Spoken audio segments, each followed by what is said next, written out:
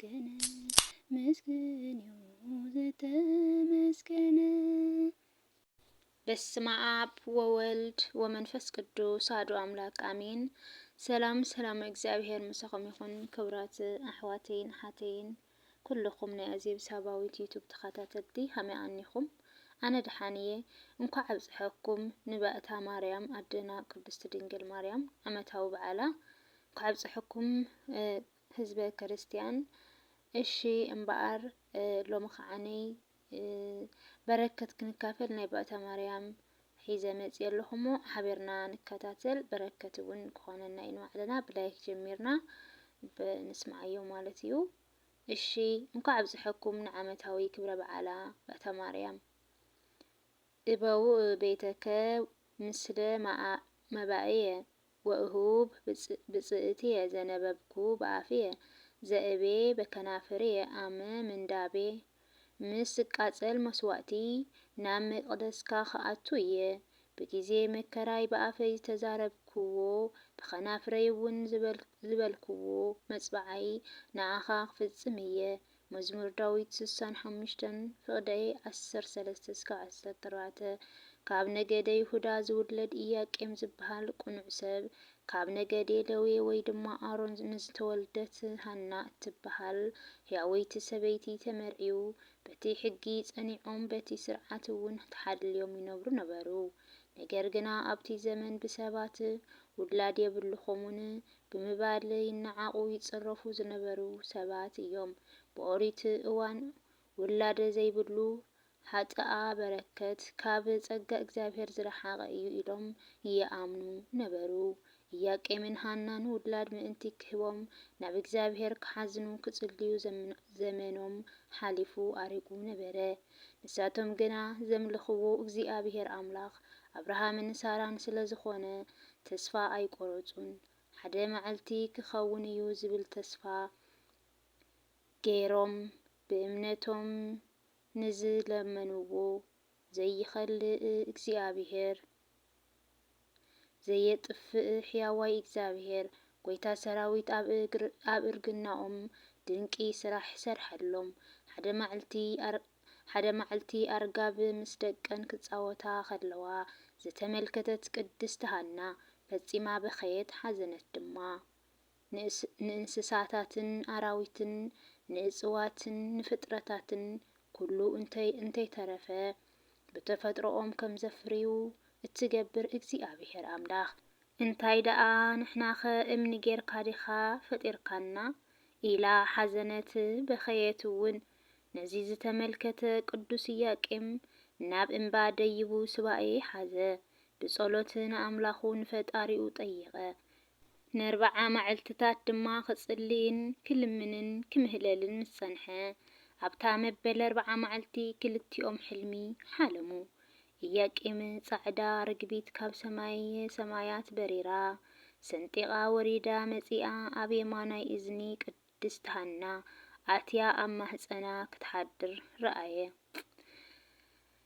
ሃና ድማ ናይ ኢያቄም በትሪ ዓንቢባ ኣፍርያ 12 በኹሪ ለሚን ፈርያ ነቲ ጥዑም ፍሬ ኩሉ ሰብ እንትምገቦ ሃና ብሕልማ ትርኢ። ቅዱስ ኢያቄም ካብ ሱባኤ ምስ ተመልሰ ዝረኣይዎ ተዘራረቡ ተዛተዩ። ፍቃድ እግዚአብሔር ይኹን ድማ በሉ። ን7 መዓልትታት ድማ ብሓንሳብ ንእግዚአብሔር ክልምኑ ክጽልዩ ቀነዩ። ኣብ 7ይቲ መዓልቲ ነሓሰ 7 መዓልቲ መልአከ ብስራት ቅዱስ ገብርኤል ክንፉ እናጋጨወ ናብኦም ወረደ። ዓለም ዝድሕነላ ናይ ኩሉ ፍጥረት መመክሒት ዝኾነት ውላድ ክትወልዱ ኢኹም ኢልዎም ናብ ሰማይ ዓረገ። ንሳቶም ድማ ደስ ኢልዎም ንእግዚአብሔር ኣመስገኑ። ቅዱሳን ኢያቄም ወሃና ንድንግል ኣደ ብርሃን ምስ ወለዱ ን3 ዓመታት ንእግዚአብሔር እናመስገኑ ንነዳያን ድማ እናጸገቡ እናብልዑ ነበሩ። ኣብዘን ዓመታት እዚኣተን ድማ ቅድስቲ ሃና ንድንግል ማርያም ካብ ሕቑፋኣ ኣውሪዳታ ኣይትፈልጥን እያ ዝነበረት። ክልኤቱ ኣእሩግ ኣመ በከዩ ብካየ ረከቡ ወለተ ዘታስተሰሪ ጌጋዬ ለወንጌላውያን ኩልነ ዘኮነተነ ምስካዬ ኢያቄም ወሐና ወለዱ ሰማዬ ወሰማዮሙኒ አስረቀት ፀሐዬ ከም ዝበለ ደራሲ ቅዱሳን መላእክቲ ድማ ወትሩ እናመፁ ይዘራረብዋን ይንከባኸብዋን ነበሩ።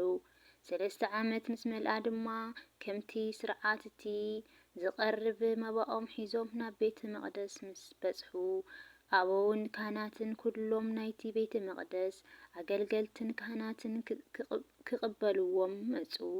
እቶም ህዝቢ ሊቃነ ካህናት ቅዱሳን ዘካርያስን ስምዖንን ኢያቄምን ሃናን ምስ ድንግል ማርያም ቆይሞም እንተለዉ ድማ ሊቀ መላእክት ቅዱስ ፋኑኤል ካብ ሰማየ ሰማያት ወሪዱ ብኽንፉ ረቢቡ ተራእየ። ካብ ቅዱስ ዘካርያስ ጀሚሩ ኩሉ ሰብ ሕብስቲ በረከት ጽዋኤ ኣኩቴተን ንምቕባል ቀረቡ። ግና እቲ መልኣኽ ረሓቐ። ድንግል ማርያም ምስ ቀረበት ግና ካብ መሬት ንላዕሊ ሓፊሉ ኣልዒሉ ብኽንፉ ገሪዱ ነቲ ሰማያዊ መኣዲ መገባ። በዚ ደስ ዝበሎም ካህናትን ህዝብን ድማ እናዘመሩ ኣብ ታሕሳስ 3 መዓልቲ ናብ ቤት መቕደስ እመቤትና ኣዴና ቅድስት ድንግል ማርያም ኣተውዋ። ባእታ ማርያም ማለት ምእታው ናይ ቅድስት ድንግል ማርያም ናብ ቤተ መቕደስ ማለት እዩ። ቅድስት ድንግል ማርያም ካብ ዘርኢ እሰይ ዝተረኸበት ካብ ቤት ዳዊት ካብ ዝኾኑ ኢያቄምና ሃናን ሕጋዊ ብዝኾነ ርኳቤ ዝተረኸበት ጓል መጽባዓ እያ። ምስ ተወለደት ከዓ ኣብ 3 ዓመታ ዕድሚኣ ወሲዶም ንቤተ መቕደስ ሃብዋ። ውላድካ ንቤት እግዚአብሔር መሃብን ኣብኡ እናገልገሉ ከም ዝዓብዩ ምግባርን ኣብቶም ቅዱሳን ወለዲ ልሙድ እዩ ዝነበረ ብእዋኑ። ከም በዓል ነቢይ ሳሙኤል ኣብ ቤት መቕደስ ዓብዮም ሙሉእ ህይወቶም ንእግዚአብሔር ዝተወፈዩ እዮም ብሓቂ ታሪኾም ዝምህረና ዝነገረናን። ቅድስት ድንግል ማርያም ግና ቅድሚ ዓለም ኣብ ሕሊና ኣምላኽ ተሓሲባ ትነብር ዝነበረት እያ እሞ ገና ኣፋ እኽሊ ከብዳ ድማ ዘመድ ከይለመደት ካብ ሕቑፊ ኣዲኣ ቅድስት ሃና ተወሲዳ ንስላሴ ከም ኣቦን ኣደን ንመላእኽቲ ድማ ከም ሓውን ሓፍትን ተገይራ ኣብ ቤት መቕደስ ንኽትዓቢ ብ3 መዓልቲ ታሕሳስ ተውሃበት። ንእግዚአብሔር ኣገልጋሊት ኮነት ማለት እዩ።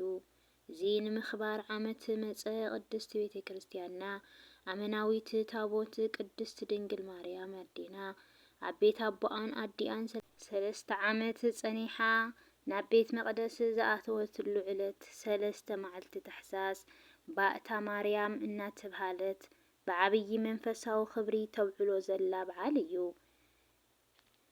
ቅድስት ድንግል ማርያም ካብ 3 ዓመት ዕድሚኣ ጀሚራ ኣብ ቤት መቕደስ መላእኽቲ ዘምጽኡላ ሰማያዊ ሕብስቲ እናተመገበት ሰማያዊ መስተ እናሰተየት ሓርን ወርቅን ኣስማዕሚዓ እናፈተለት ብሞግዚትነት መላእኽቲ ዓበየት። እምበኣር ንጽህተ ንጹሃን ድንግል ማርያም ከምተን ቅድሚኣን ድሕሪኣን ዝኾና ህፃናትን ኣዋልድን እስራኤል ብሰሓቕን ጸወታን ዝዓበየት ጓል ኣይኮነትን እያ። ቅዱስ ያሬድ ብኣንቀጸ ብርሃን ከምዚ ትነብሪ ነበርኪ ካብ ንጹሃን ንጽህቲ ንስኺ ኢኺ ጽሪት ድንግል ኣብ ቤት መቕደስ ዝተቐመጥኪ ከምቲ ካብ ዘይቁንቁን ዕንፀይቲ ዝተገበረ ታቦት ብጽሩይ ወርቂ ዝተለበጠን ዝተሸለመን ብዙሕ ዝዋግኦ ዘብርሕ ዕንቁ ባሕሪ ከምኡ ድማ ንስኺ ኣብ ቤት መቕደስ ነበርኪ። መላእኽቲ ከዓ ኩሉ ግዜ ምግቢ የምጽኡልኪ ነበሩ። ብኸምዚ ዝመሰለ ናብራን ብመላእኽቲ እናተጽናናኺ 12 ዓመት ነበርኪ። መስተኺ መስተ ህይወት እዩ፣ ምግቢኺ ድማ ሰማያዊ ምግቢ እዩ። ኣቦኻ ዳዊት ብመሰንቆ ዘመረ፣ ብመንፈስ ትንቢት ድማ ከምዚ እናበለ ቃነየልኪ። ጓለየ ስምዒ ረኣይ እዝንኺ ጽንበሊ፣ ስድራ ቤት ግን ኣዝማድክን ረስዒ። ከመይ ንጉስ መላእኽቲ ትሕትናኺ ፈትዩ እዩ፣ መልክዕኺ ትሕትናኺ ፈትዩ እዩ። ንሱ ጎይታኺ እዩ ንዕኡ ከዓ ትሰግዲ ኢሉኪ ወድኺ ምሕረቱ ክኸፍለና ቅድስት ድንግል ለምንልና። አንቀጸ ብርሃን ኢሉ ከም ዝጠቐሶ ቅድስት ድንግል ማርያም ብቅድስናን ብንጽህናን እናገልገለት ኣብ ቤት መቅደስ 12 ዓመት ምስ ተቐመጠት ልማድ አንስቲ ዘይብላ ንጽህተ ንጹሃን ኮይና እናሃለወት አይሁድ ግና ብመንቅኝነት ተላዒሎም ንቤት መቅደስና ከይተርክሰልና ትውፃእ ኢልና በሉ። ካህን ዘካርያስ ንእግዚአብሔር ብጸሎት ሓቲቱ ብዝረኸቦ መልሲ መሰረት ብሰለስተ መሰኻኽር እቲ ዘመዳ ዝኾነ አረጋዊ ዮሴፍ ምእንቲ ክሕልዋ ብሓደራ ተውሃበት። ሃብተ ንጽህና ዝነበሮ ዮሴፍ ሓላዊኣ ኮይኑ ምስኣ ነበረ። ቅድስት ድንግል ማርያም ግና ኣብ ሕሊና ኣምላኽ ተሓሲባ ስለ ዝነበረት ንሓደ ኣካል ካብ ቅድስት ሥላሴ ንኣካላዊ ቃል እግዚአብሔር ወልድ ዋሕድ ብድንግልናኣ ጸኒሳ ብድንግልናኣ ከም እትወልዶ ሊቀ መላእክት ቅዱስ ገብርኤል ኣበሰራ። ንሳ ድማ ብእምነት ስለ ዝተቐበለቶ ኣደ ኣምላኽ ክትከውን በቕዐት። ሉቃስ ምዕራፍ 1 ፍቅዲ 26-28 ቅድስት ድንግል ማርያም ንእግዚአብሔር እምንቲ መዝገበ ምስጢር ኮነት። ነቲ ኣብ ደቂ ሰባት ሰልጢኑ ዝነበረ ገዛኢ ጸልማት ዲያብሎስ ዝስዕር ኣማናዊ ብርሃን ፀሓየ ጽድቂ ኢየሱስ ክርስቶስ ዝተረኸበላ ኣማናዊት ምስራቅ ምኽንያት ድሕነትና ብምዃና ኣብ ኦርቶዶክስ ተዋህዶ ቤተ ክርስቲያን ፍሉይ ቦታ ኣለዋ። ቅድስት ድንግል ማርያም እመቤትና ወላዲትና እያ። ድሕሪ ስም ስላሴ ቀጺልና ናታ ስም ምጽዋዕ ድሕሪ ንፈጣሪ ዝቐርብ ምስጋና ኣስዒብና ንዓኣ ምምስጋን ናይ ወዳን ፈጣሪኣን ለውሃትን ተኣምርን ድሕሪ ምዝራብ ናታ ፍቕርን ተኣምርን ምዝራብ ልሙድ እዩ ኣብ ቤተ ክርስቲያን። ብሓፈሻ እዚ ዕለት እዚ ኣዴና ቅድስተ ቅዱሳን ንጽህተ ንጹሃን ቅድስት ድንግል ማርያም ናብ ቤት መቅደስ ዝኣተወትሉ ዕለት ስለ ዝኾነ ዓብይ በዓል እዩ። ናይ ኩሎም ቅዱሳን ናይ ባእታ ማርያም ጸሎትን በረከትን ረድኤታን ምስ ምሕረት ፍቁር ወዳን ምስቲ ኣብ መከራ ዘሎ ውፁእ ህዝቢ ትግራይን ምስ ኩልና ህዝበ ክርስቲያን ህዝቢ ዓለምን ይኹን።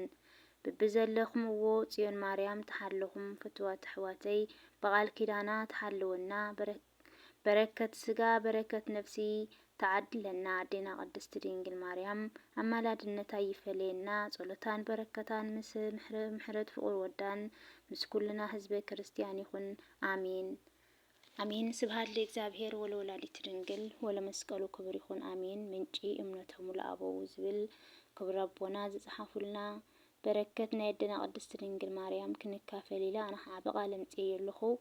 ብሓቂ እንኳዕ ብጽሐኩም ብድጋሚ ንዓመታዊ በዓል ባእታ ማርያም ከም ዘንበብክዎ ጋእጋእ ኢለ ክኸውን ይኽእል፣ ግን ከዓ ብዙሕ ስለ ዝኾነ ጽሑፍ ደቂቓ ንምሕጻር እውን ቅልጥፍ ስለ ዝብል ዝነበርኩ ዝወደቐ ነጥበን ብኣፈ ትጉሃን መላእኽቲ ተኣረመለይ ብድፍረት ዝገበርክዎ እግዚአብሔር ይቅር ይበለለይ እና ኣቦና ኣባ ብጽሑፍ ክጽሕፉልና ከለዉ ኣነ ከዓ በቓል ብዩቱብ ኣምጽእ ኣለኹ። ምክንያቱ በቓል ክሰምዕ ዘይምችዎ ኣሎ፣ ብጽሑፍ ዘይምችዎ እውን ኣለሞ። ንዓይ እውን በረከት ክኾነኒ ከምብዎ ምሳኹም ኢለ እየ እምበር ኣነ ፈሊጠ ወይ ገለ ካባኹም ኣይኮነን።